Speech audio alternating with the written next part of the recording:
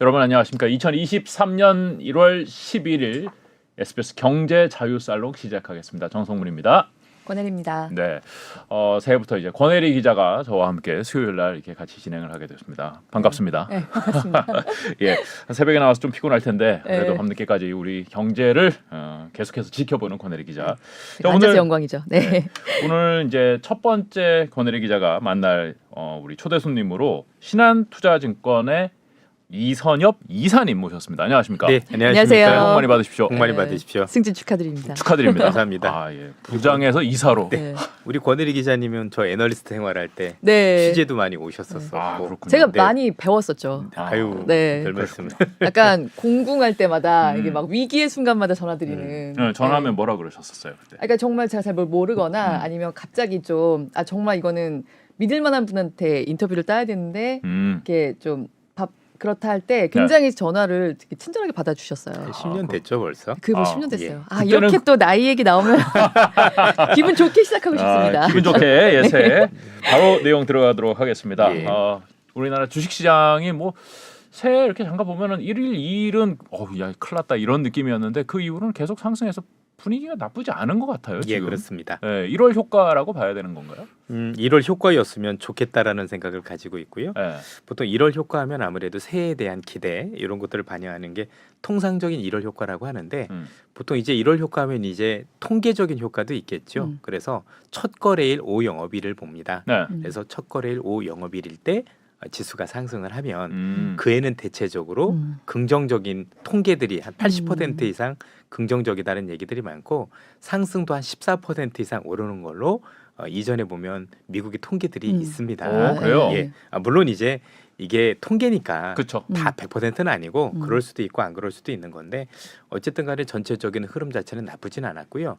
특히 첫 주에 매물이 생각보다 많이 쏟아져 나왔어요. 네. 우리가 보통 연말에 배당을 많이 받게 되면 네. 기관들 같은 경우는 그 배당 받은 물량을 보통 1월 말이나 또는 1월에 옵션 만기 때 이렇게 털어내는 게 일반적인데 네. 이렇게 연초에 먼저 매물을 쏟아내다 보니까 생각보다 매물 부담도 많이 적어지고 그런 측면에서 놓고 보면 어쨌든 새해 첫 출발은 나쁘지 않았다라고 보고 특히 외국인이 주도했다라는 점에서 의미가 있다라고 보여집니다. 상승을 외국인이 예, 주도했다. 그렇습니다. 최근에 외국인이 좀 사는 것 같긴 하던데요. 생각보다 많이 사고 있다라고 네. 보시면 되고 사고 있는 업종도 우리가 생각했던 것보다 의외 업종이 많았던 게 첫 번째는 반도체였고 두 번째는 은행 업종을 정말 많이 샀거든요. 네. 그런데 다 아시다시피 반도체 업종에 대해서는 시장에서 워낙 부정적인 인식이 네. 강한 상황입니다. 그런데도 불구하고 매수했다라는 게 의미가 있고 은행주들 같은 경우도 저평가되어 있긴 하지만 사실 그동안 많은 투자자분들께서 그렇게 눈여겨보셨던 업종은 아니었다라고 봐야 되겠죠. 그렇죠. 다만 두 업종에 대한 매수가 지속됐다라는 건 우리 측면에서 보면 긍정적일 수 있는 건 뭐냐면 어찌되었든 시가총액 대형주라는 점에서 긍정적으로 볼 수가 있을 것 같고요. 삼성전자의 가장 큰 의미는 뭐냐면 지금 시장에서 가장 큰 우려가 혹시 앞으로 경제가 어려워져서 기업 실적이 부정적인 거 아니냐. 네. 즉 그동안 크게 하락하긴 했지만 추가적으로 기업 실적이 안 좋아져서 또 전망이 나빠져서 추가적으로 큰 폭의 하락이 오는 거 아니냐 우려가 있었는데 네. 그 우려를 상당 부분 불식시켰다라고 봐야 될 것 같아요. 왜냐하면 이미 삼성전자가 안 좋은 것도 알고 있고 네. 향후 전망도 긍정적이지 않은 것도 모르시는 분이 없습니다. 네. 그럼에도 불구하고 외국인들 입장에서는 매수에 나섰다라는 것은 그만큼 뭐 긍정적인 뷰까지는 아니라고 하더라도 전체적으로 반도체에 대해서는 그래도 바닥에 대한 어떤 시각을 가지고 있다라는 점. 잘 아시다시피 반도체는 다른 업종과는 다르게 단순히 수요만 가지고 시장을 평가하지는 않습니다. 즉 수요가 좋아야 아무래도 대세 상승으로 이어지겠지만 대체적으로 바닥은 공급을 줄일 때 벌어집니다. 아무래도 삼성전자나 하이닉스는 D램과 관련해서는 글로벌 시장에서 70%라는 거의 독점적 구조를 가지고 있기 때문에 수요가 좋으면 대세 상승인 건 맞지만 수요가 좋지 않을 때 많이 하락을 했다가 공급을 줄일 때 바닥을 잡는 특성들이 있습니다. 이번에도 하이닉스도 물량을 줄이기도 했지만 삼성전자도 결국은 감산을 할 거다라는 기대들이 깔려 있는 걸 놓고 보면 그리고 실제 삼성전자가 직접적으로 우리가 감산을 합니다라는 표현을 쓰진 않는데 여러 가지 방법을 통해서 감산을 하게 않고 그런 점들이 시장에서 부각되기 시작을 하면 설사 수요가 부족하다 하더라도 재고가 많다고 하더라도 추가적인 하락은 제한이 될 수 있을 것 같고 시장에서 시가총액이 가장 큰 업종인 반도체가 추가 하락이 제한된다라면 향후 우리 지수에도 부정적일 수는 없겠죠. 나름대로 더 크게 하락할 거라는 염려를 상당 부분 우려를 완화시킬 수 있는 기폭제가 될 수 있다는 점에서 이번 1월에 있었던 외국인 매수는 저는 상당히 의미가 있다라고 판단하고 있습니다. 그 산업적인 측면에서는 그렇고 사실 좀 이따 좀 여쭤보려고 했는데 그냥 얘기 나온 김에 사실 지금 원화가 사실 다시 또 좀 약간 강세잖아요. 외국인들이 들어온 데는 그런 영향도 상당히 좀 있는 걸로 얘기를 많이 하는데 이 부분에 대해서는 좀 어떻게 보세요? 맞습니다. 사실 우리 뭐 SBS를 통해서도 그렇고 제가 여러 차례 원화는 이제는 추세가 그때 그 9월 10월 달에 좀 원화가 이제 강세 반전할 것 같다. 그래서 그때가 좀 원화 약세가 마침표가 아니겠느냐라는 말씀을 드렸었는데요. 전체적으로 이제 이미 원화 강세가 많이 진행됐기 때문에 추가적인 강세에 대해서 논하기는 쉽지는 않겠지만 이전에 있었던 원화 약세 국면으로 돌아갈 것 같지는 않습니다. 올해의 경제만 놓고 본다라면 우리 경제도 중요하지만 우리 경제의 가장 큰 수출 비중을 차지하고 있는 중국이 여러 가지 논란에도 불구하고 어찌됐든 리오프닝이 예상대로 될 수 있다라면 위안화 절상에 대한 어떤 그런 기대가 굉장히 커지고 우리나라 원화는 위안화하고 동반 움직임을 보입니다. 그렇기 때문에 긍정적일 수 있다는 측면도 있고요. 그리고 여러 가지 논란에도 불구하고 미국의 긴축이 어쨌든 정점으로 갈 가능성. 지금 이제 가장 큰 논란은 미국의 금리 인상이 앞으로 뭐 2월에 있을 거고 3월에 있을 거고 뭐 또 한 번 더 있을 거냐 여부는 있습니다. 그러나 시장의 논란은 한 번 더 하느냐 안 하느냐 차이인 거지 사실 큰 차이는 없거든요. 그러면 이미 우리가 보더라도 거의 연준의 긴축은 종착역으로 가고 있는 것만은 분명해 보입니다. 그런 점들을 감안한다라면 연준의 추가 긴축이 우리가 현재 예상하는 수준을 크게 벗어나지 않는 수준이라면 지금 이미 미국의 국채금리도 많이 떨어지고 있잖아요. 그런 점들을 감안했었을 때는 어찌되었든 간에 궁극적으로 현재 달러가 추세적으로 또 강세로 진입하기는 어려운 상황이다라고 볼 수가 있을 것 같고 마지막으로는 앞서 말씀드렸던 중국 경제가 좋아졌을 경우 은근히 가장 큰 수혜를 받는 게 유럽입니다. 유럽 같은 경우는 아무래도 관광 수입이 많고 지금 중국인들이 유럽으로 관광을 다시 재개를 했었을 경우 벌어들일 수 있는 그런 수입들이 굉장히 커질 수 있죠. 최근에 천연가스 가격도 많이 내렸거든요. 그러면 유럽 경제가 생각보다 긍정적일 수 있다고 본다면 또 유로 강세는 또 달러 약세로 이어질 수 있습니다. 그렇죠. 여러 가지 측면에서 놓고 보면 원화와 관련된 환경이 나쁘지 않다. 이렇게 놓고 보면 외국인들 입장에서는 지금 미국보다도 미국 외 지역에 대한 투자를 재개할 수 있을 것 같고 그 중에는 한국도 포함이 된다라고 생각을 하고 그게 삼성전자하고도 연결이 되었다고도 판단하고 있습니다.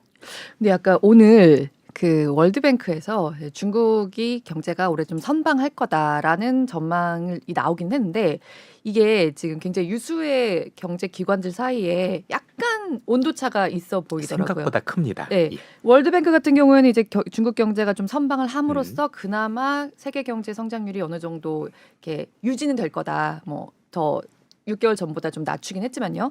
이렇게 얘기를 했는데 사실 IMF 총재가 1월 1일에 중국 경제가 올해 굉장히 힘들어서 그러니까 말하자면 리오프닝이 실패하고 코로나로 인한 그 타격이 더 커서 사실 중국 경제가 오히려 세계 경제 성장률을 다 갉아먹을 수도 있다. 이런 식으로 또 얘기를 해서 온도차가 상당히 큰데 그러면 이사님은 그러니까 월드뱅크 쪽의 어떤 전망에 더 좀 힘을 싣는 의견을 갖고 계신 그렇습니다. 뭐 시장에서 두 기관 말고도 네.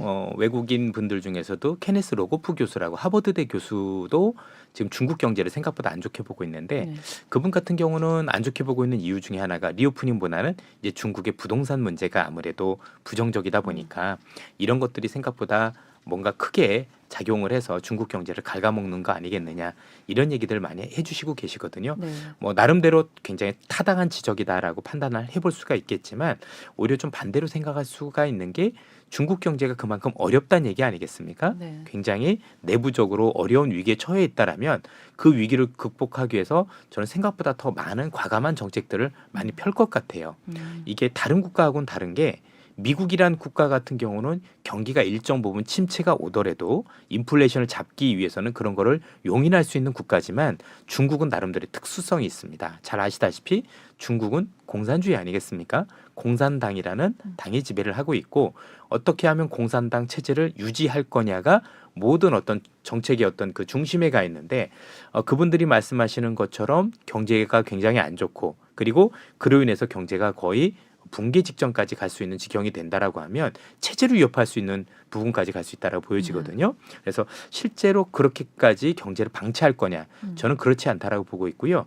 이미 중국에서 이를 막기 위한 여러 가지 경제 정책들이 펼쳐지고 있다라고 생각을 하는데 최근에 자동차와 관련해서 일반 휘발유라든가 그 우리가 전기차 말고도 일반 자동차에도 샀었을 때 뭔가 정책적으로 보조해 줄 수 있는 그런 정책들이 다시 나오기 시작을 했고 여러 가지 소비와 관련된 정책들이 앞으로도 크게 나올 가능성이 높다라고 현재 중국 현지에서 많은 얘기들이 들리고 있습니다. 또 하나는 현재 중국이 여러 가지 통화 완화 정책을 추가적으로 써야 되는데 아직까지는 미국이 계속 금리를 올리고 있는 상황이라 약간 발목이 잡힌 게 있습니다. 아무래도 미국과 중국의 금리 차이가 컸을 경우 환율 유출에 대한 우려가 있다는 점에서 다소 정책적으로 좀 제약이 있는 편인데 미국의 어떤 그 정책 앞서 말씀드린 긴축이 어느 정도 정점에 다다를 수 있다라면 중국이 우리가 생각했던 것보다 통화 정책에서 훨씬 더 완화적인 정책을 가져갈 수 있다라고도 봐야 될 것 같거든요. 그리고 한 가지 더 말씀드릴 수 있는 게 우리가 중국이든 미국이든 한 가지 확실한 건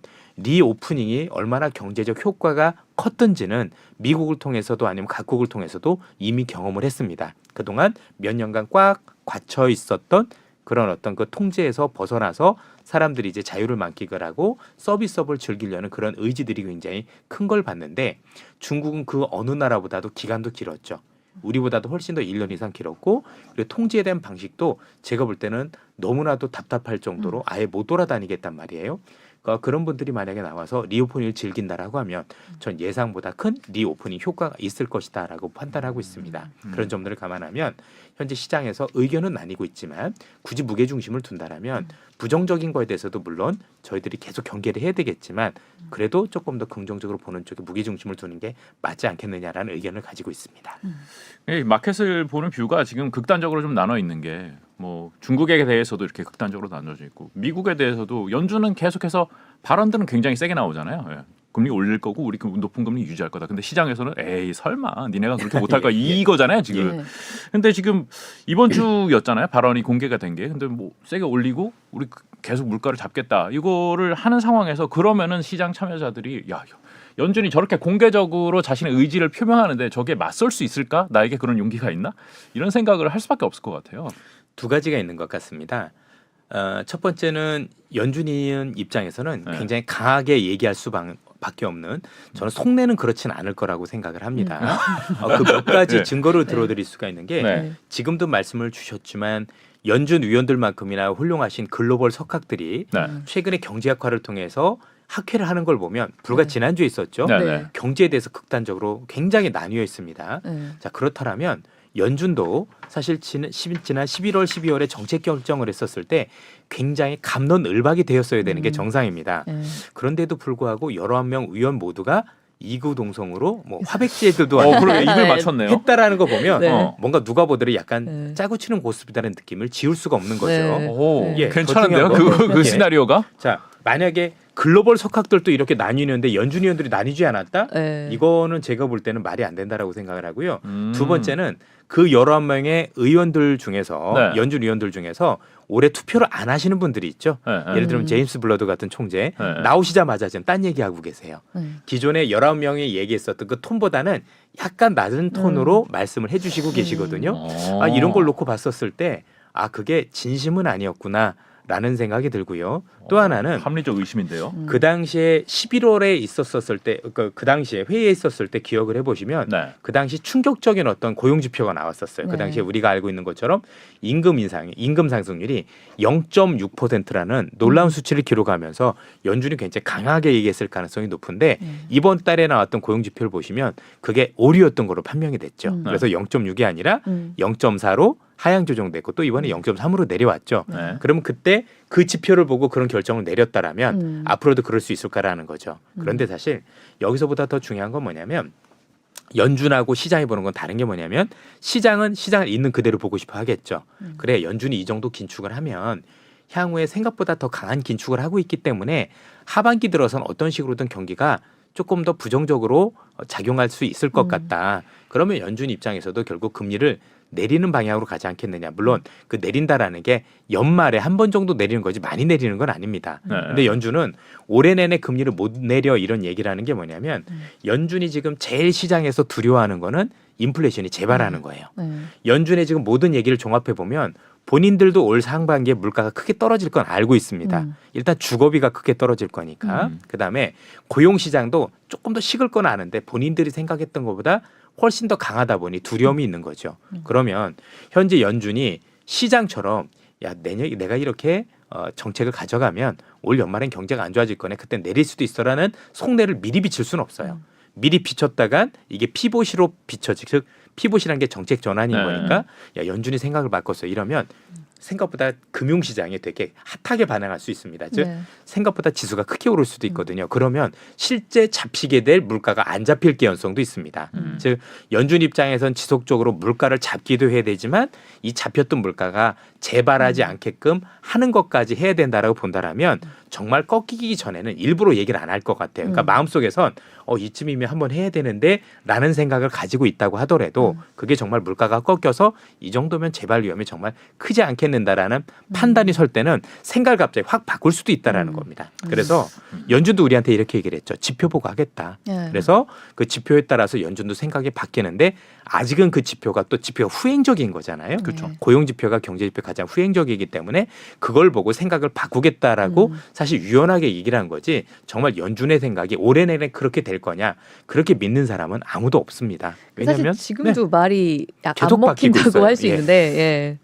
관심법을 알아야 돼요. 경제를 하려면 이 사람들이 무슨 생각을 하고 있는지를. 옷만이 박매옴이죠. 사실 그 말로 시장에 계속해서 조금 워워하는 그런 효과가 좀 예. 있는 거잖아요. 그래서 예. 하여튼 연준의 이런 어떤 의도 자체는 시장에 부정적인 건 맞습니다. 그래서 아마도 지수로만 놓고 보면 올라가는 지수를 상단을 계속해서 제약할 가능성이 높아요. 어쨌든 연준하고 맞섰을 때 좋았던 적이 없었던 점을 감안하면 연준은 시장에 자기네들의 의도가 먹히지 않는다라고 생각을 하면 나중에 행동으로 보일 수도 있을 가능성도 있는 거니까 그렇죠. 어찌됐든 이런 여러 가지 요인들이 지수 상단을 많이 제약할 수 있는 그러나 그렇다고 해서 현재 바뀌고 있는 시장을 돌릴 수는 없는 것 같아요.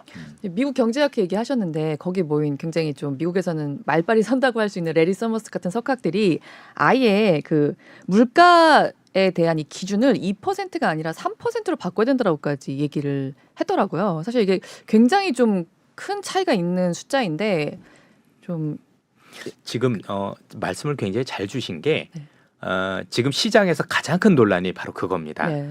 지금 고용 시장이 예전과는 다른 게 뭐냐면 구조적으로 사람이 부족해지는 즉 우리 때 인생의 선배님이셨던 정말 훌륭하게 세상을 이끌어 주셨던 그런 베이비 부머 세대가 본격적으로 은퇴를 시작을 하고 또 이민자들도 많지 않고 미국은 딱 이렇지 않습니까? 리쇼어링이라는 단어를 보면 밖에 나갔던 일자리가 들어오는데 일자리만 들어오고 사람은 안 들어오잖아요. 그렇죠. 이민을 막고 있으니까. 그 앞으로도 누가 보더라도 사람은 계속 부족해질 수밖에 없거든요. 네. 그러면 부족해진 이 사람, 특히 구조적인 이 상황에서 정말 연준이 원하는 만큼 2% 물가를 달성을 하려면 그 정도로 실업률을 올리려면 이거는 경제를 망가뜨리는 정도가 아니라 아예 금융위기로 몰아넣지 않은 수준이면 어렵을 수도 있거든요. 그래서 지금 시장에서는 지금 말씀하신 그분 외에도 모하메드 엘 에리언이라고 굉장히 시장에서 또 굉장히 유명하신 분들도 나와서 누가 보더라도 2%는 비현실적이다. 비현실적인 목표다. 그래서 2.5나 3% 정도까지 물가를 용인을 하고 그런 상황에서 우리 많은 어떤 그 시민들이 국민들이 여기에 적응하게 만들어야 되는 게 사실상 굉장히 현실적인 대안인 거지 우리가 알고 있는 것처럼 현재 2%를 달성하는 것은 무리다. 혹시 한다라면 그거에 대해서 치료해야 될 비용이 너무나도 크기 때문에 연준의 정책에 대해서는 한번 재고를 해봐야 된다는 얘기가 저도 벌써 학자는 한번 3분 정도 뵙고 그리고 생각보다 많은 의견들이 올라오는 걸 봤습니다. 네. 그런데 이것도 저는 연준에 나중에 그렇게 할 거라고 생각을 하는데 네. 미리 얘기하진 못하겠죠. 왜냐하면 그렇게 해서 야, 목표 타겟이 올랐대라고 그러면 또 피봇으로 생각할 수 있기 때문에 그러니까 연준은 지금 저희들한테 빌미를 주면 안 돼요. 네. 어떻게든 강하게 보이고 그래서 물가를 꺾겠다는 의지를 지금은 보여줘야 되는 것 같고 아마도 올 연말에 가서는 생각보다 우리가 생각했던 것보다 지금 말씀을 해주셨던 물가에 대한 타겟팅이라든가 또는 현재 취하고 있는 올해는 무조건 금리 인하가 없어라는 얘기에 대해서 정말 끝까지 갈 수 있을지 그건 한번 저희들이 한번 지켜보면서 변할 가능성도 염두에 둘 필요는 있다라고 보여집니다. 올해 안에 타겟을 그러면 3%까지도 올릴 수 있다고 보시는 거고요. 올해보다는 내년이겠죠. 내년. 왜냐하면 연준도 만약에 이런 식으로 갔었을 때 올해 2%까지 잡겠다가 아니라 한 2, 3년 정도는 걸린다라고 얘기를 했었기 때문에 아마 올해는 누가 보더라도 연준도 4%까지는 갈 거라고 예상을 하고 있거든요. 물가가요. 그 이하로 이제 고착화돼서 안 내려갔었을 때는 보다 현실적인 대안 그리고 그 현실적인 대안은 저희들이 생각했었을 때는 당연히 현실적인 경기 야, 이 정도까지 해서 경기 부러졌는데 더 강하게 했었을 때 완전히 경기가 침체 이상으로 떨어질 수도 있으니 거기까지는 안 갈 거고 또 거기에 선거가 맞물립니다. 미국의 대선을 앞두고 네. 나서 과연 연준이 경기를 완전히 부러뜨릴 그러네요. 정도까지의 선거가. 정책을 쓸 수 있겠느냐. 본인은 정치적으로 중립을 뭐 지킨다라는 얘기를 했지만 그걸 믿는 사람들은 전 세계에서 아무도 없어요. 연준 말을 잘 안 예. 믿네요, 다들. 그게 아니라 원래 이분이 좀 정치적이세요. 네. 원래 제롬 파울이라는 분 자체가 네. 변호사 출신이시고 네. 약간 정치적인 성격이 굉장히 강하신 분이기 네. 때문에 그거 가지고 믿는 사람은 아무도 없습니다. 네. 그러니까 이런 거예요. 내가 20대 때, 내가 20대 때 뭐 60kg 나갔어. 근데 내가 40대 내가 내가 한창 때 60kg 나갔는데 지금 70kg 넘은 지가 옛날인데 지금 여기 60kg 하겠다 하면은 야. 너 그러다 몸 상한다. 이거잖아요, 지금. 너 그죠. 그러다 몸 상한다. 네. 너 나이 생각해야지. 옛날에 20대 때 생각하면 안 돼. 네. 이거잖아요, 지금. 그렇게 말하니까 일리가 있어요. 예. 예. 분명히 뭐 뭔가 구조적으로 변했으니까. 그래서 지금은 그냥 연준을 믿어주시고 그 믿어주는 게 꼭 그 의견을 지키겠다가 아니라 연준은 유연한 조직이다.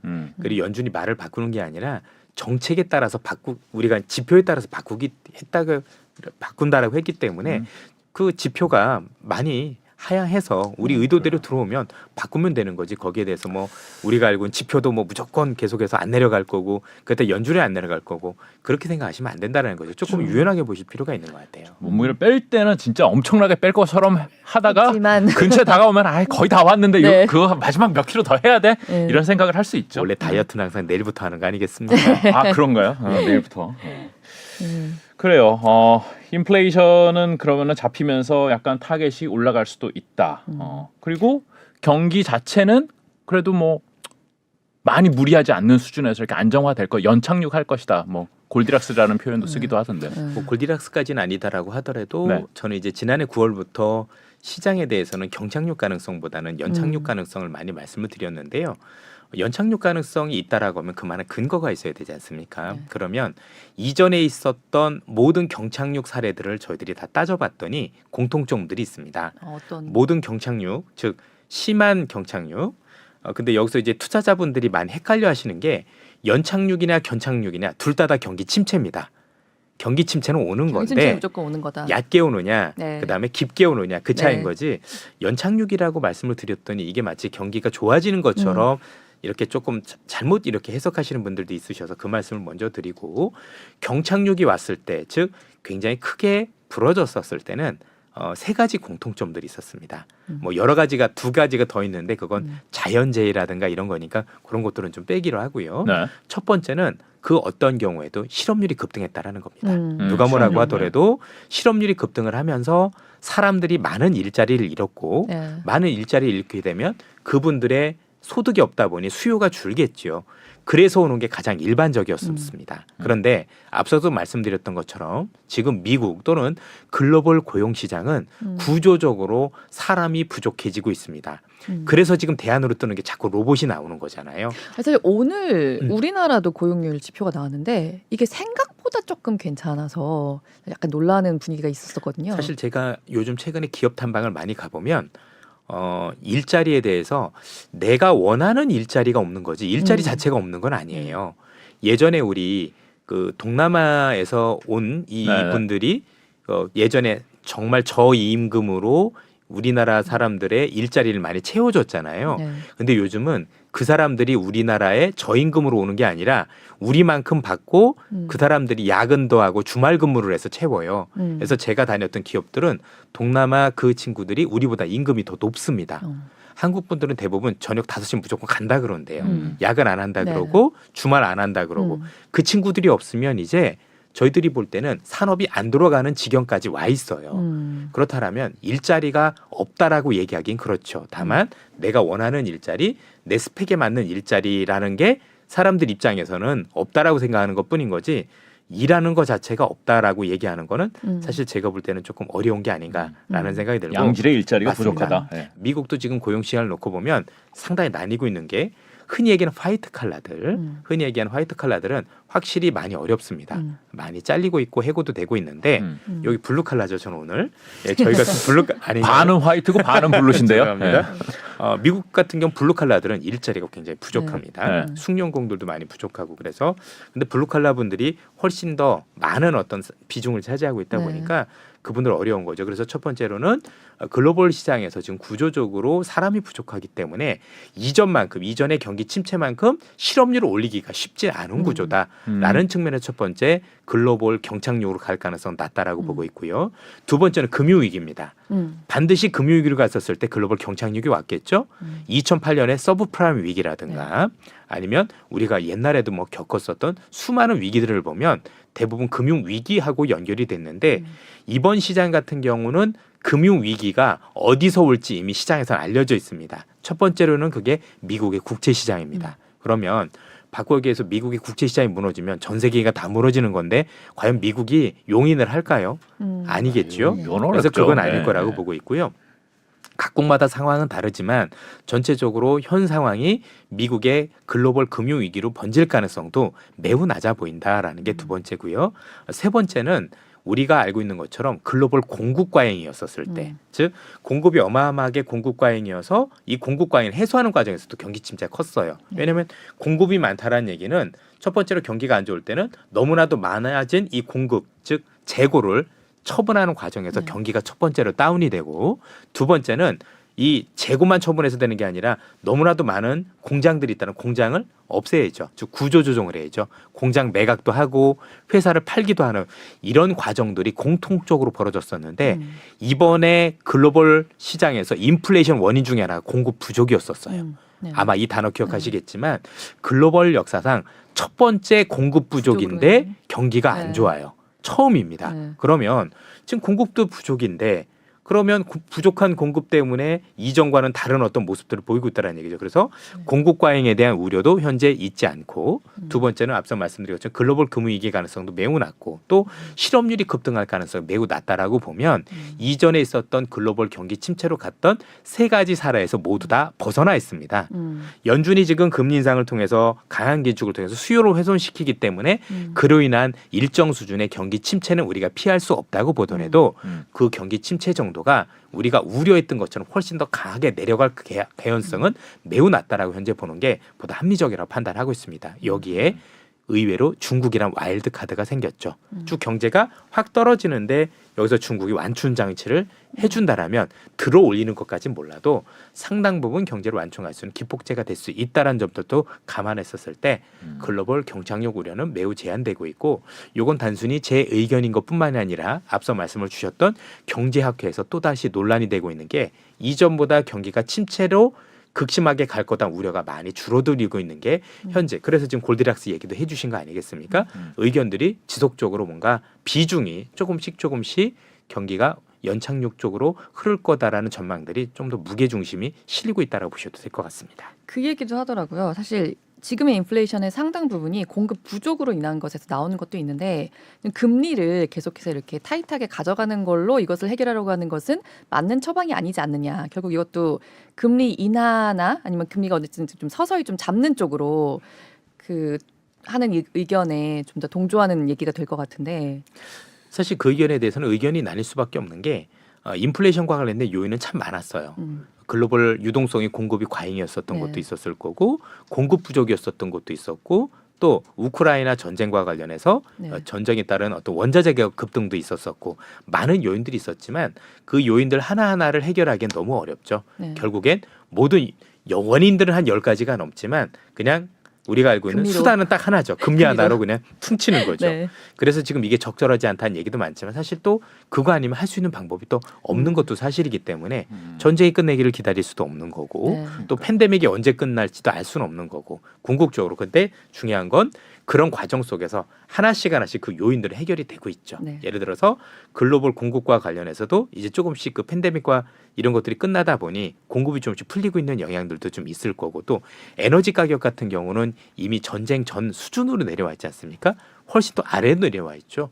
그렇게 본다라면 인플레이션을 이끌었던 원인들이 생각보다 많이 사라지고 있는 편이 있거든요. 다만 아직까지 유동성이라든가 이런 부분들이 있기 때문에 그와 관련해 좀 더 긴축을 하는 건 맞긴 하지만 여러 부분을 감안했었을 때 그래서 아마도 시장에서는 이런 점들을 감안하면 생각보다 인플레이션이 더 빨리 내려올 수도 있는 거 아니냐 이런 생각들도 가지고는 있는 것 같습니다. 그러니까 야식을 많이 먹어가지고 살이 쪘는데 야, 너 점심을 왜 안 먹어? 그냥 점심을 먹고 야식을 먹지 마. 이런 얘기 하잖아요. 운동 그렇게 해봤자 야식을 줄여야 돼. 이건데 결국은 야식을 못 줄이니까 뭐 그런 거라도 안 하는 것보다 낫겠죠. 어? 운동 많이 하고 술 줄이고. 네, 쓸데없는 소리 해봤습니다. 다이어트에 새해 다들 관심이 많으신 것 같아서 제가 분위기를 자꾸 끌고 있는 것 같은데요.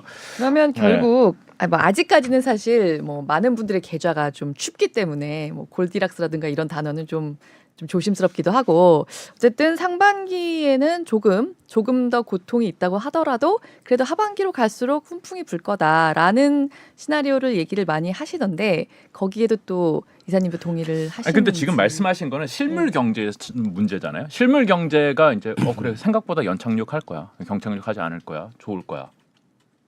시장이 경착륙하지 않을 거야, 시장이 연착륙할 거야는 조금 다르지 않나요?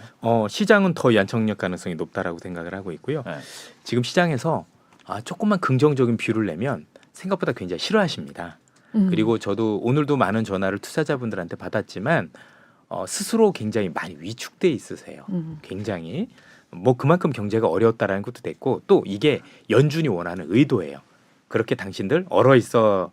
그래서 지속적으로 수요가 불어지게끔 하는 게 연준의 의도고 그게 저는 우리 투자자분들한테 지금 투영이 되고 있다라고 생각을 하고 있는데 아마 여러 투자자분들 입장에서 지금 뭐 상고하죠, 상저하고 뭐 의견들이 많이 나뉘신 걸로 알고 있지만 저는 하반기까지는 일단 가봐야지 알겠는데 전 의외로 상반기가 나쁘지 않은 시장이 될 거라고 생각을 하고 있어요. 저가 아닐 수도 있다. 예.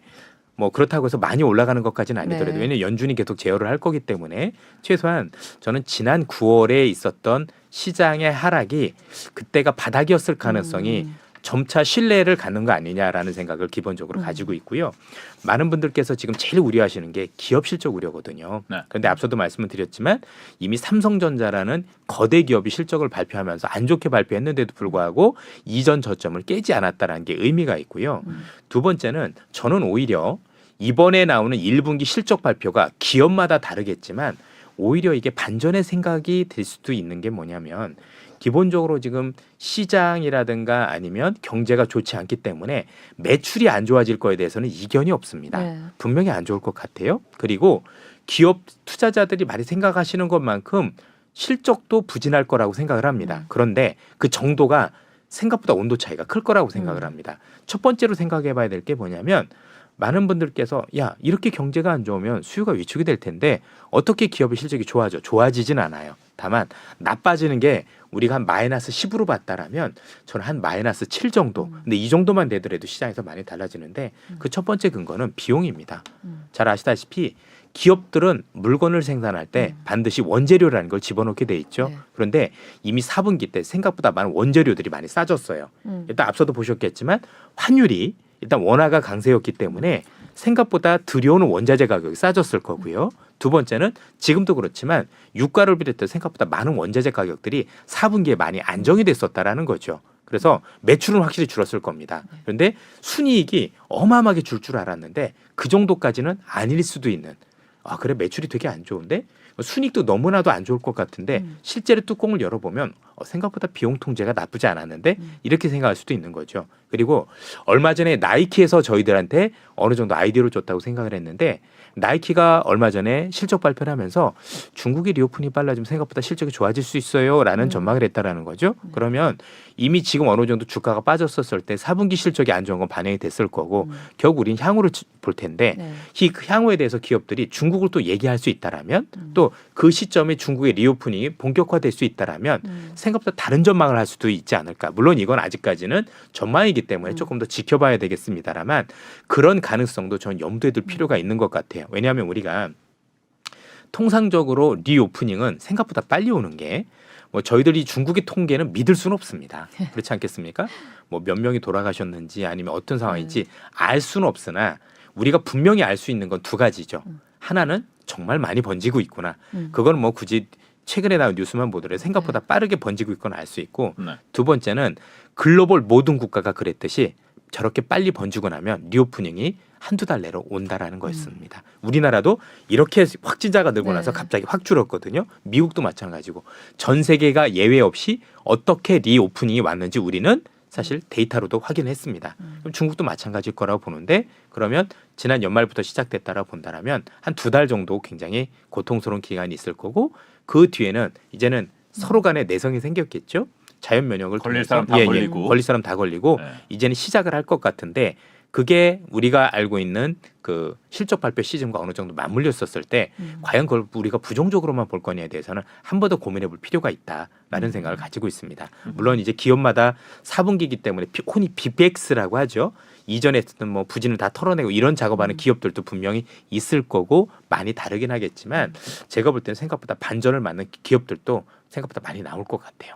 그 말씀하신 대로 경기 침체는 뭐 기정사실이나 다름없지만 그렇다고 해도 사실 시장이 또 제일 반기는 게 예상보다 좋은 거잖아요. 예. 정도의 문제인데 그런 측면에서 이사님은 올해 그 그 반기는 정도는 정도가 반기는 정도는 될 나타날 수 거다. 있다. 예. 예. 시장을 엄청 끌어올릴 힘까지는 아니라고 하더라도 네. 아 지난 9월이 그래도 바닥이었구나라는 거를 우리가 확인해 줄 수 있는 정도의 시장은 저는 충분히 될 거라고 생각을 하고 있습니다. 그러니까 시장의 컨센서스가 어느 정도 형성되어 있는 대형주 위주로는 예상보다 나쁘지 않네? 라는 실제 많은 기업들이 발표를 네. 했고요. LG전자도 발표를 했고 그렇게 되는 생각보다 큰 기업들이 발표를 했어요. 은행도 이미 했고 네. 그렇죠. 은행도 뭐 기업과 관련된 여러 가지 좋은 정책들도 발표를 하고 근데 이렇게 시가총액 큰 종목들이 이미 그렇게 버티고 있으면 나머지 중견 기업들이 내린다고 하더라도 지수가 떨어지진 않아요. 지수를 건드리기는 네. 좀 어렵죠. 그런데 그리고 뭐 분야별로 보면은 중국의 리오프닝이 되면은 좀 수혜를 받을 수 있는 종목들은 또 생각보다 많고요.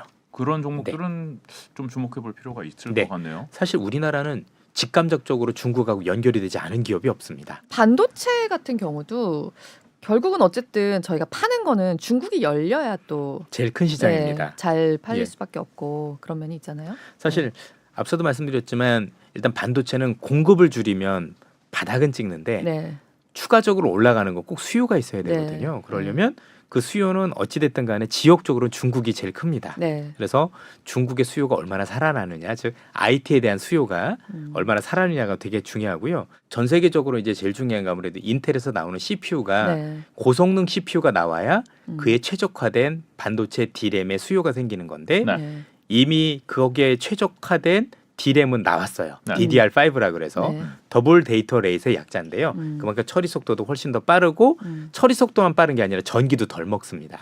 네. 예, 그래서 그 제품을 써야 되는데 네. 그 제품을 써야 되는 CPU가 인텔에서 계속 출시가 지연이 됐던 겁니다. 네. 예, 계속 그래서 안 나왔었죠. 나온다 했는데 최근에 출시된 걸로 사파이어 네. 레피즈 이랬을 경우 우리가 지금 기대가 전혀 없잖아요. 앞으로 IT에 대한 수요도 없을 거고 반도체에 대한 수요도 없을 거라고 생각을 했는데 이런 제품들이 나오면 그걸 안 바꿀 수가 없습니다. 네. 그러니까 전 세계 바꿔야? 서버들에 그렇습니다. 들어가는 거죠. 예, 네. 서버에 들어가는 거고 그렇게 되면 의외의 수요, 우리가 생각지도 못했던 수요가 있을 수 있는 거죠. 그동안 많은 반도체 애널리스트 분들이나 또 저희들도 마찬가지였고 반도체가 그동안 나쁘지 않을 거라는 근거에는 이 사파이어 레피즈에 기대가 있었었는데 네. 이게 자꾸 연기가 되면서 저희들에 대한 기대를 무너뜨렸던 게 있었는데 그게 나와준다라면 근데 감산하고 맞물린다면 굉장히 큽니다.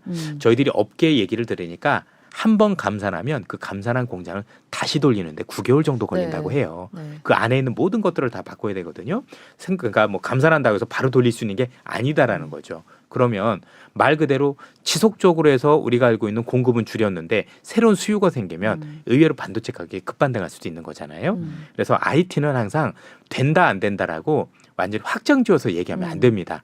우리가 생각했던 것보다 훨씬 더 안 되는 경우도 많고 또 의외로 새로운 제품이 나와서 새롭게 시장을 이끄는 경우들도 굉장히 많았던 거거든요. 그런 측면에서 놓고 보면 이번에 인텔에서 나온 새로운 CPU에 대한 부분들은 워낙 기대가 없다 보니까 제가 볼 때 조금만 선전을 해줘도 우리 시장 입장에서는 시가총액 1위나 또 하이닉스까지 끌어당길 수 있는 굉장히 큰 어떤 기폭제가 될 수 있다는 점에서 저는 시장이 생각보다 나쁘게 반응할 것 같지는 않을 거로 보고 있습니다. 반도체는 그러니까 뭐 그래 우리 기대가 없는 상황에서 뭐 하나 뉴스라도 나와준다. 나쁘지 않죠. 네네. 어쨌든 수요를 유발하는 거니까 그쵸. 지금은 우리가 봤던 건 수요는 전혀 없었고 어떻게 하면 이 친구들이 공급을 줄여서 감산을 통해서 수익을 방어하느냐 가지고 주가가 바닥을 찍은 건데 여기에 새로운 수요가 어찌됐든 생긴다라면 네. 그리고 이거는 좀 긍정적인 시나리오라 현실화될지 모르겠지만 사파이어 래피드가 나와서 인텔이 CPU 때문에 수요가 생기고 또 중국의 어떤 그 리오프닝과 관련 수요에서 의외로 우리가 흔히 얘기하는 전기 전자 제품에 대한 수요가 사실 조금이라도 있을 수 있다라면 늘어난다고 우리 하면. 입장에서는 생각보다 반길 수 있는 요인이 될 수도 있겠죠. 네. 그거는 어떻게 생각하세요? 지금 특히나 반도체를 가지고선 미중이 완전 나눠져서 우리 옛날 2, 3년 전하고는 지금 스토리가 달라졌잖아요, 완전히. 그러면 중국이 열리는데 옛날에 그 중국이 아닐 수 있다라는 우려가 있잖아요. 현재까지는 괜찮습니다. 그래요? 현재까지는 들어갈 수 있는 제품들은 괜찮고요. 향후에 이제 고부가 제품들 중에서 우리가 알고 있는 AI라든가 이런 데 관련해서는 조금 미국이 많이 제재를 하고 있는 편인데 네. 그 부분에 대해서는 조금 더 주판화를 많이 튕겨봐야 될 것 같아요. 어쨌든 우리는 중국이 가장 큰 시장인 건데 여기 시장이 미국의 견제로 인해서 지속적으로 어떤 부정적인 어떤 그런 이런 문제들이 발생을 한다라면 우리 입장에서 안 좋은 것만은 분명하겠죠. 네. 예, 그래도 긍정적으로 보신다는 시각이 지금은 아직까지는 예. 10만 전자는 어렵죠, 그래도. 그건 좀 봐야 되지 않을까요? 보통 우리가 10만 전자까지 가려면 네. 삼성전자가 10만 전자가 되기 위해서는 잘 아시다시피 D램만 가지고는 안 되고 그동안 그때 9만 전자 이상 갔었던 가장 큰 이유 중에 하나가 결국 삼성전자도 비메모리 기업으로 가는 게 아니냐. 왜냐하면 비메모리 기업으로 가면 같은 이익을 내더라도 밸류에이션 잣대가 달라집니다. 네. 우리가 알고 있는 뭐 수많은 인텔도 있을 거고 아니면 퀄컴도 있을 거고 엔비디아도 있을 거고 기업마다 다르긴 하지만 대부분의 비메모리 기업은 PER 즉 주가 수익 배율 같은 경우에 많게는 30배까지 받거든요. 네. 그런데 일반 D램은 PER이 10배밖에 못 받아요. 많이 본다고 하더라도. 네. 그러면 비메모리 기업으로 삼성전자가 본격적으로 탈바꿈을 하게 되면 현재보다 밸류에이션을 2배나 3배로 같은 이익에도 불구하고 줄 수 있다는 장점이 있거든요. 왜냐하면 그게 일단 고수익이고 또 네. 시장의 어떤 그 경기를 많이 안 탄다는 안 타고. 장점이 있기 때문에 고밸류를 줄 수 있는 상황이 되니 만약에 그 현재 삼성전자하고는 3나노 뭐 이런 것들이 유의미하게 성공을 거두고 그게 TSMC와 나란히 어깨를 겨눌 수 있는 수준까지 기술력이 나온다라면 10만 전자 이상도 가능을 할 건데 문제는 아직까지 그걸 못 보여주고 있고요. 네. 아직도 안타깝지만 TSMC와 좀 격차가 벌어지고 있는 상황입니다. 그래서 요건 좀 숙제죠. 그래서 그 이상의 가격은 삼성전자의 변화가 좀 많이 필요하다. 그리고 그 변화는 앞서 말씀드렸던 비메모리 쪽에서의 경쟁력 확보가 확보되는 것들은 보면은 가능하겠지만 아직까지는 거기에 대한 자신 있게 말씀드리기는 어려운 것 같습니다. 사실 그 삼성도 굉장히 그쪽 부분에 있어서 애를 쓰고 있긴 한데 이게 뭐 단기간에 해결될 수 있는 네. 문제가 아니기 때문에 특히 뭐 이번에 갤럭시 23 나오는 것도 보면 사실 삼성전자의 비메모리 그 AP를 뺐잖아요. AP가 어플리케이션 프로세서라고 흔히 이 휴대폰에 들어가는 CPU를 얘기를 하는데 네. 보통 삼성전자가 삼성전자 거를 많이 쓰기도 했었어요. 엑시노스. 그래서 네. 예, 엑시노스라고 보통 얘기를 많이 하고 퀄컴께 이제 스냅드래곤이라고 표현을 많이 쓰는데 이번에는 다 보니까 스냅드래곤 걸 많이 쓰겠다라고 하는 거 보면 이것도 조금 실망스러운 거죠. 어쨌든 삼성전자 제품을 채용할 수 있었던 비메모리를 채용할 수 있었던 제품 하나가 사실은 이렇게 제외된다는 점에서 볼 때도 좀 많이 아쉬움들이 있습니다. 그러니까요. 그 다이어트를 덜 먹고 빼는 거예요. 몸 체질을 바꿔야 근육질을 바꿔야 되는데 네. 그것까지는 아직 좀 모자라다. 근데 살 빼는 건 결국은 안 먹는 거에는 방법이 아, 없더라고요. 그런가요? 저도 다 해봤는데 그냥 안 먹어야 이게 돼요. 네, 안 먹는 연초에 걸로? 다이어트 얘기 나오니까 굉장히 예. 꽂히시는 운동하면 입맛만 저야말로 좋아지고. 꽂혀야 되는데. 그래요. 아 오늘 뭐 더 여쭤보실 거. 아니요. 네. 지금 큰 얘기를 좀 하고선 마지막으로 네. 사실 서학개미들이 2022년, 네. 2021년 엄청 좋았죠. 2021년은 뭐 동학개미도 좋았지만 서학개미들의 뭐 시기였고 2022년 굉장히 힘들었고 마지막에 테슬라가 정말 진짜 믿었던 테슬라가 이렇게 우리를 배신할 줄은 몰랐는데 어떻게 보세요? 개인 투자자들 어떻게 해야 될까요? 우선 테슬라가 하락했다라는 거에 대해서 저는 나름대로 미국 주식시장의 조정의 마무리 국면으로 해석하는 시그널로 보고 있어요. 그러세요? 보통 우리가 주식시장에서 일반적인 경제 말고 주식시장에서는 손수건의 법칙이라는 게 있어요. 손수건을 이렇게 펼쳐놓고 쭉 들어올리면 제일 가장자리에 있던 게 마지막에 들어 올려지잖아요. 네. 가운데 게 주도주고 제일 마지막에 있는 게 주변주예요. 그러니까 가운데 게 제일 마지막에 제일 처음에 올라갔다가 마지막에 들여 올려지는 게 주변주거든요. 근데 또 반대로 내릴 때는 주변주부터 내려가고 가운데 있는 게 제일 마지막에 내려오잖아요. 그럼 테슬라하고 애플이라는 기업이 제가 볼 땐 마지막까지 버텼었던 기존 주도주였던 거로 생각이 됩니다. 그런데 이 주도주들의 주가에 금이 가고 크게 하락했다라는 건 미국 시장에서도 제일 마지막에 손수건의 가장자리에 가운데 있는 어떤 기업들이 내려온 게 아닌가. 그러면 우리가 봤던 손수건의 법칙이라는 주식시장에서의 법칙을 적용을 하면 미국 시장도 어느 정도 빅테크에 관련된 기업들은 조정이 단기적으로나마는 마무리되어 간다라고 볼 수가 있을 것 같습니다. 그런데 정작 중요한 건 우리 서학개미 여러분들께서 기존에 있었던 흔히 팡 주식에 대해서 굉장히 많은 애정을 가지고 계시고 또 많이 들고 가지고 계시고 또 그동안 많이 올랐었는데 많이 빠졌기 때문에 더 눈길이 많이 가시는 것 같아요. 네. 그런데 제가 보기엔 이미 미국 시장도 체질이 바뀐 지 꽤 됐어요. 지금 미국 시장에서도 52주 신고가 종목들이 많이 나오고 있습니다. 이 대표적인 상황이에요? 라스베가스 샌즈 같은 기업도 마찬가지고 아니면 뭐 52주 신고가는 아니지만 GE라고 부르는 제너럴 일렉트릭도 주가가 꽤 생각보다 좋았고요. 또 방산이라고 부르는 로키드 마틴도 주가가 굉장히 좋아요.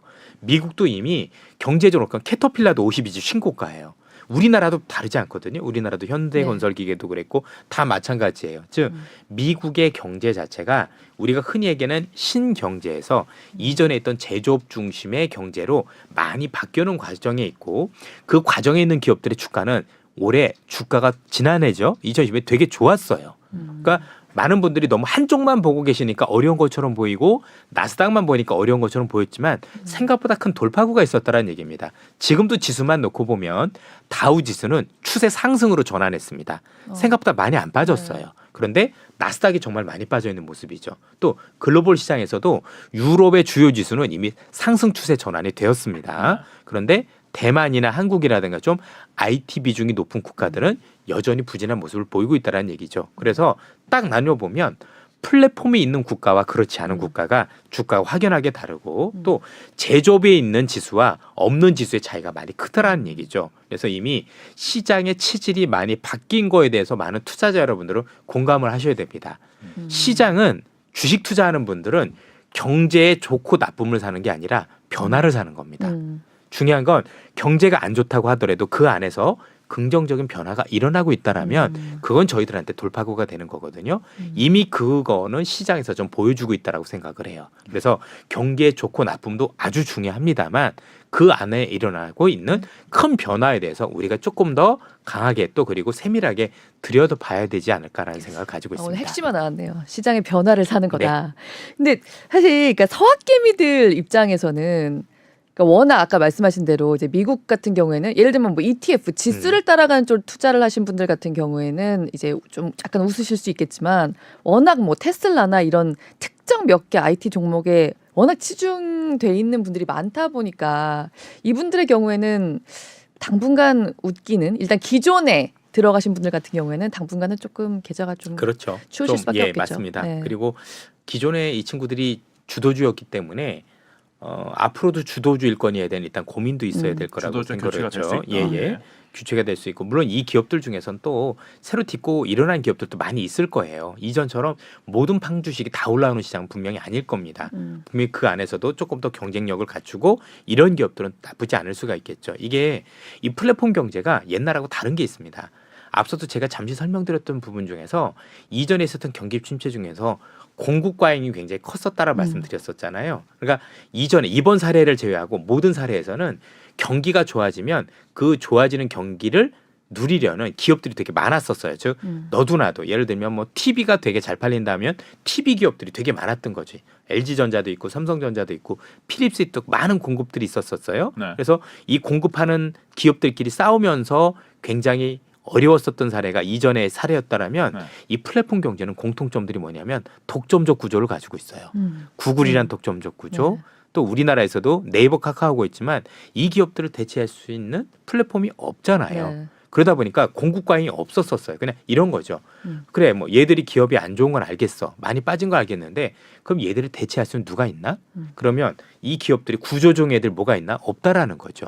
그게 옛날하고 다른 것 같아요. 그래서 이전의 주도주의 생명을 마감을 하고 불꽃처럼 사라졌던 그런 모습과는 조금 다른 모습을 보일 가능성이 좀 있다라고 보여집니다. 그래서 많은 희망을 갖자 이런 게 아니라 네. 그때하고 어떤 것들이 다르고 또 현재 있는 기업들 중에서 경쟁력을 갖춰가는 기업들은 또 무엇이 있는지 이런 것들을 우리가 좀 꼼꼼히 따져볼 필요가 있다고 생각을 합니다. 섹터와 종목 위주로 네. 접근을 하는 게 유리할 것이다. 중국도 2022년도에 굉장히 좋게 봤던 분들이 실망을 많이 했었는데 중국 쪽은 어떻게 보세요? 지금 사실- 중국이 리오프닝하고 괜찮을 것 같다라는 느낌이 들긴 하는데. 중국의 지수는 사실 굉장히 단순합니다. 중국 정부가 밀면 되고 중국 정부가 규제하면 안 됩니다. 네. 그걸 정말, 여쭤보는 예. 중국 정부가 어떻게 그래서 할까요? 경제학자분들이 좋다 나쁘다 얘기하는 게 큰 의미가 의미가 없었어요. 그래서 제가 볼 땐 분명히 많이 좋아져야 되는데 좋아질 때마다 중국 정부가 네. 통제를 했었잖아요. 네. 근데 지금 앞서도 말씀드렸지만 지금 중국 경제는 굉장히 이제 풍전등화에 놓여 있지 않습니까? 여기서 경기가 추가적으로 안 좋고 규제를 하게 되면 중국 경제가 생각보다 나쁜 쪽으로 흘러갈 가능성이 높기 때문에 의외로 지금 중국 정부가 그 누르던 빅테크 기업마저도 지원하는 쪽으로 바뀌었죠. 요즘에 나오더라고요 예. 창업자들이. 바로 그게 핵심이라고 생각을 합니다. 네. 그래서 저는 뭐 중국은 여전히 중국 정부의 통제가 있기 때문에 뭐 사라 말라는 말씀 못 드려도 최소한 정부의 의지는 중국 정부의 의지는 올리는 쪽이다. 상향 쪽으로 가고 있다라는 데 대해서는 의심할 여지가 없다라고 생각을 합니다. 그러면 결국 지금 이미 조금 언급을 해주셨는데요. 올해 조금 이렇게 주목해서 봐야 할 섹터들 이사님이 조금 말씀을 해주신다고 하면 일단 미국 증시부터 좀 얘기를 해주신다고 하면 미국이나 한국이나 전 다르지 않다라고 생각을 하는데 미국의 또는 글로벌 시장의 경제적 체질이 변하고 있습니다. 그 경제적 체질이라 하면 그동안에 있었던 대부분의 경제는 흔히 얘기하는 플랫폼 경제, 소프트웨어 중심의 경제였습니다. 이 경제는 제가 볼 때는 여전히 앞으로도 우리가 디지털이라는 걸 벗어날 수는 없겠지만 전체적으로 놓고 보면 많은 벽에 부딪혔다라고 생각을 합니다. 첫 번째는 이 기업들이 여전히 훌륭하지만 반독점 규제를 받고 있다는 게 문제가 됩니다. 그래서 기업들이 많이 빠져서 올라올 가능성이 있더라도 규제가 심해질 가능성이 높아서 상단은 막혀 있다라고 생각을 합니다. 왜냐하면 이 플랫폼 기업들은 기업들의 속성 자체가 독점적 구조로 가져가는 거예요. 예를 들어서 야후와 우리 구글이 있다라면 야후가 죽고 하나 남았잖아요. 네. 우리나라도 다음도 있고 네이버도 있는데 여전히 다음이 없는 건 아니지만 우리가 점유율은 크게 차이가 나지 않습니까? 이게 플랫폼 기업들의 기본적인 어떤 생존 특성이에요. 네. 그런데 각국 정부가 보기엔 이게 불편한 거예요. 저 친구들이 독점화되다 보니까 그동안은 소비자들한테 편익을 줬지만 이제는 편익을 넘어서 불편함을 주기 시작한 겁니다. 예컨대 카카오택시 하나만 놓고 본다고 하더라도 이전만큼 잘 잡히냐? 그렇지도 않아요. 너무 안 잡히죠. 그러면 가격이 싸냐? 아닌 거죠. 그러면 정부 입장에서 규제를 해야죠. 아니 네가 도대체 소비자한테 주는 편익이 뭐야라고 할 말이 없는 거죠. 그래서 여러 규제들을 하는 게 카카오 말고도 모든 것들에 대해서 제가 볼 때는 이미 규제가 시작되다 보니 주가가 바닥일 수는 있지만 올라가는데 한계가 있다는 게 첫 번째고요. 두 번째는 글로벌 경기적으로 지금 양극화 현상이 심한데 중국, 한국, 미국, 유럽 정부 공이 이 양극화의 원인 중에 하나가 또 플랫폼 경제라고 생각을 하고 있는 거예요. 그러면 앞으로 이 양극화를 해소하는 방안은 아무래도 중산층을 많이 육성을 해야 되는 거고 중산층을 육성을 하려면 아무래도 흔히 얘기하는 전통 경제, 구경제 중심으로 하는 게 제조업. 여러분들 지금 생각해 보시면 생각보다 최근에 제조업들 임금들이 많이 올라가죠. 네. 최저임금도 올라가고 네. 이게 답이거든요. 네. 그래서 그렇게 그 경제를 바꾸려면 사실 기존에 있던 경제를 좀 눌러야 되겠죠. 네. 그리고 새롭게 뛰어나고 있는 제조업, 첨단 제조업 이런 데에 대한 지원책이 있을 것 같아요. 그러면 우리는 정부가 키우려는 쪽, 또 새롭게 크고 있는 쪽에 뭔가 포커싱을 줘야죠. 중요한 건 이러한 제조업들이 올라올 때는 순서가 있어요. 제일 먼저 미국도 그렇지만 글로벌적으로 이 제조업과 관련된 인프라가 전혀 없죠. 아니 설비 그 투자. 공장이 되려면 설비 투자가 있어야 되겠죠. 도로도 깔고 네. 전기도 깔아주고 네. 이런 것들이 먼저 돼서 그 관련주들이 먼저 오른 거고 그 다음에 직접적으로 얘네들이랑 설비 투자가 이루어지겠죠. 그렇지 않겠습니까?